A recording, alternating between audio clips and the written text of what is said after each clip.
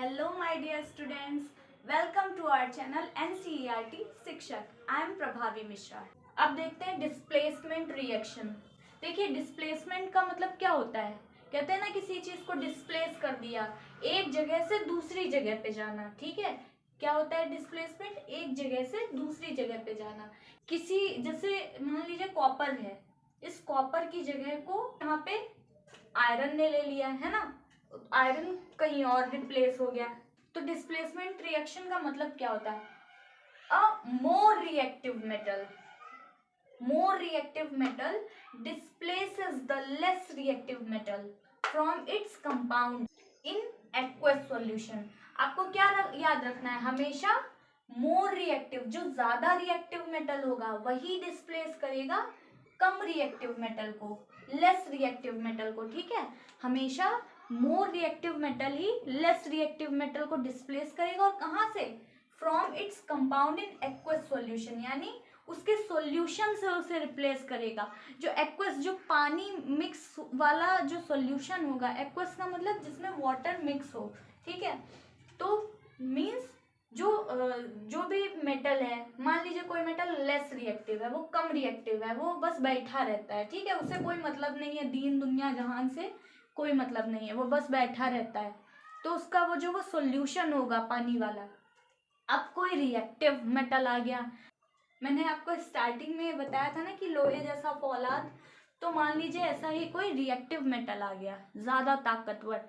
तो वो क्या आया, वो आया और उसने कहा हटो अब मैं यहाँ पे बैठूंगा। ठीक है, तो उसने वो लेस रिएक्टिव, जो भोंदू सा मेटल था, हमेशा बस बैठा रहता था, उसको साइड में ढकेल दिया। ठीक है, उसे साइड में ढकेल दिया और खुद जा करके वहां पे बैठ गया। तो बस आप इस तरीके से समझ सकते हैं डिस्प्लेसमेंट रिएक्शन में यही होता है, और हमेशा वो डिस्प्लेस एक्वस सॉल्यूशन से ही करेगा। ठीक है, लेकिन जो लेस रिएक्टिव मेटल होता है वो मोर रिएक्टिव मेटल को रिप्लेस नहीं कर पाता है। जैसे मैंने अभी आपको एग्जांपल दिया ना कि जो भोंदू सा बैठा था, उसे ताकतवर कोई मेटल आया और उसने ढकेला और खुद जाकर के बैठ गया। ठीक है, अब समझिए कोई बहुत ताकतवर सा और मोर रिएक्टिव मेटल बैठा हुआ है, अब लेस रिएक्टिव भोंदू सा मेटल आकर उसे ढकेले तो क्या वो आकर के ढकेल पाएगा उसको? नहीं, है ना। ऐसे ही जो कम रिएक्टिव है वो मोर रिएक्टिव को डिस्प्लेस नहीं कर पाता है। ठीक है, हमेशा मोर रिएक्टिव मेटल ही लेस रिएक्टिव मेटल को डिस्प्लेस करता है। यहाँ पे ये क्या है, copper sulphate solution, CuSO4 means copper sulphate solution, जो कि ब्लू कलर का होता है। ठीक है, आपको एक बीकर में कॉपर सल्फेट सॉल्यूशन लेना है। अब उसमें आप एक आयरन नेल डाल दीजिए या एक थ्रेड के थ्रू लटका दीजिए, कुछ भी करिए। ठीक है, और थोड़ी देर ऐसे ही उसे अनटच छोड़ दीजिए, उसे बिना कोई टच करे ऐसे ही आप छोड़ दीजिए थोड़ी देर। तो थोड़ी देर के बाद में क्या होगा, आप देखेंगे वो सॉल्यूशन होगा जो ब्लू कलर का था वो बहुत ही हल्का सा ग्रीन कलर का रह जाएगा। और वो आयरन नेल को आप निकाल करके देखिए जो आपने उसमें लटकाई थी, तो उसमें आपको क्या दिखेगा, एक रेड रेड सी अजीब सी चीज जम जाएगी उस पे, है ना, उस पे पूरा रेड रेड सी एक कोटिंग चढ़ जाएगी। तो ऐसा इसलिए हुआ क्योंकि हमने कॉपर सल्फेट सॉल्यूशन था, उसमें हमने आयरन नेल को डुबोया, और आयरन जो है ज्यादा ताकतवर है, आयरन ज्यादा मोर रिएक्टिव मेटल है। ठीक है, तो आयरन ने कॉपर को डिस्प्लेस किया, आयरन ने कॉपर को डिस्प्लेस किया, थोड़ी देर में थोड़ी सी आयरन उस सॉल्यूशन में जाकर के घुल गई। ठीक है, ये आयरन है, इस सॉल्यूशन में थोड़ी सी आयरन उस सॉल्यूशन में जाकर के घुल गई, तो इसने ब्लू कलर को पेल ग्रीन कलर कर दिया। क्यों? क्योंकि ये कॉपर सल्फेट ब्लू कलर का होता है और उसने आयरन सल्फेट बना लिया। ठीक है, वो सॉल्यूशन है वो आयरन सल्फेट हो गया, और वो कॉपर थी वो कहाँ गई, वो कॉपर पाउडर के फॉर्म में जाकर के जो आयरन नेल थी उस पे जाकर के चढ़ गई। ठीक है, तो इसीलिए वो रेडिश, हल्की रेड रेड टाइप की दिखाई देगी आपको। ये डिस्प्लेसमेंट रिएक्शन का एक एग्जाम्पल है। अभी हम और देख लेते हैं आगे। आपको 5 बीकर ले लेने हैं 100 ml के। ठीक है, तो आपने ये 5 बीकर लिए हैं, इनको आप हाफ फिल कर लीजिए वाटर से। ठीक है, 50 ml वाटर हर एक बीकर में आपने फिल कर लिया। अब आपको बीकर ए में क्या डालना है, कॉपर सल्फेट। ठीक है, पहले हम बीकर ए का ही देख लेते हैं। आपको कॉपर सल्फेट सॉल्यूशन ऐड करना है और उसमें थोड़ा सा जिंक का ग्रेन्यूल ऐड करना है उसमें, ठीक है। लटका करके ऐसे अनडिस्टर्ब छोड़ दीजिए।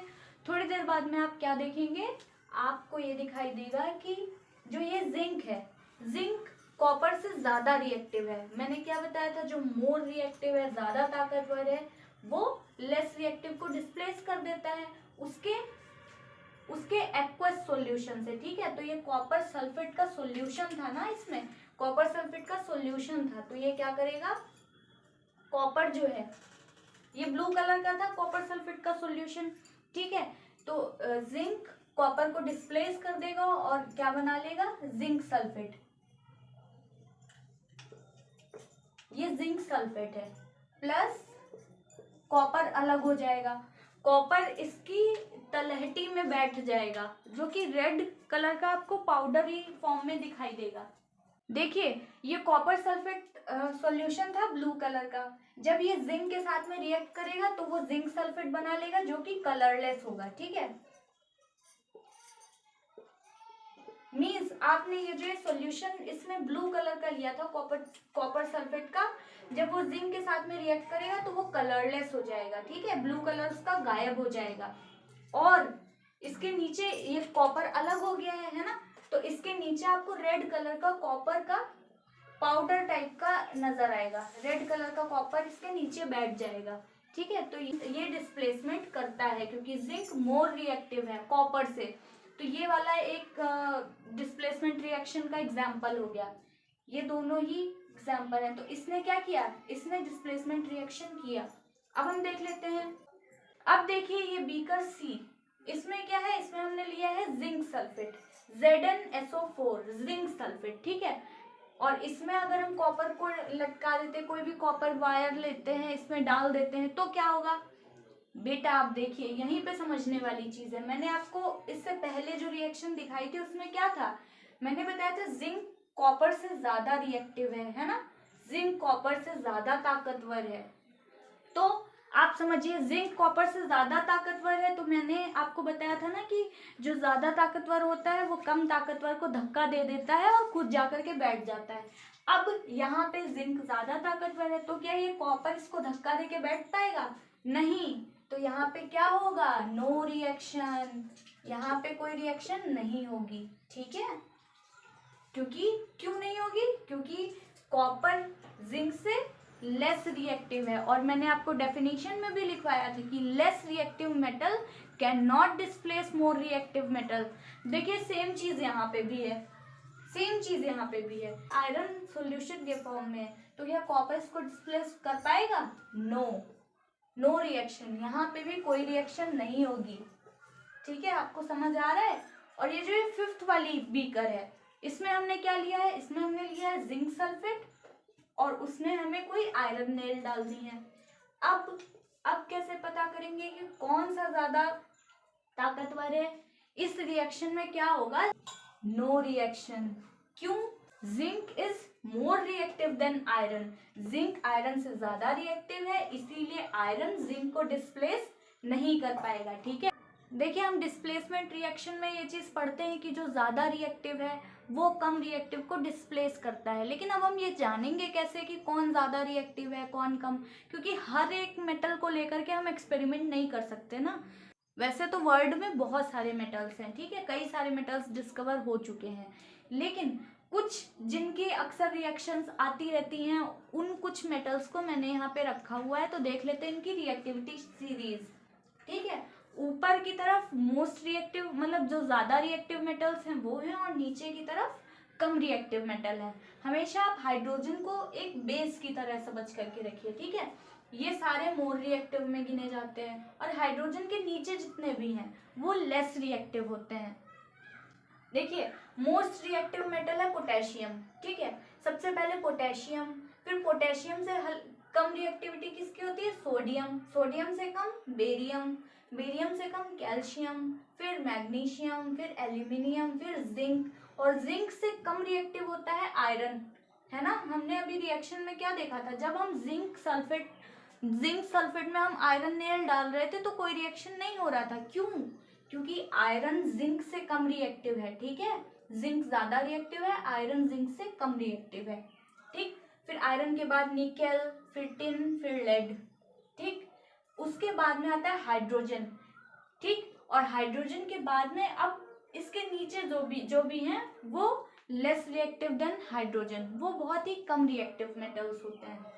कॉपर जो था वो मेटल होने के बावजूद भी sulphuric acid, dilute sulphuric acid या फिर हाइड्रोक्लोरिक एसिड से रिएक्ट नहीं कर रहा था। क्यों? क्योंकि कॉपर हाइड्रोजन से कम रिएक्टिव होता है। ठीक है, और कॉपर से भी कम रिएक्टिव होती है मरकरी, फिर सिल्वर, फिर गोल्ड तो बहुत कम रिएक्टिव होता है। प्लैटिनम लीस्ट रिएक्टिव मेटल है। तो ये है रिएक्टिविटी सीरीज। जो ऊपर के मेटल्स हैं वो ज़्यादा रिएक्टिव होते हैं और हाइड्रोजन से नीचे के जो मेटल्स हैं वो बहुत ही कम रिएक्टिव होते हैं।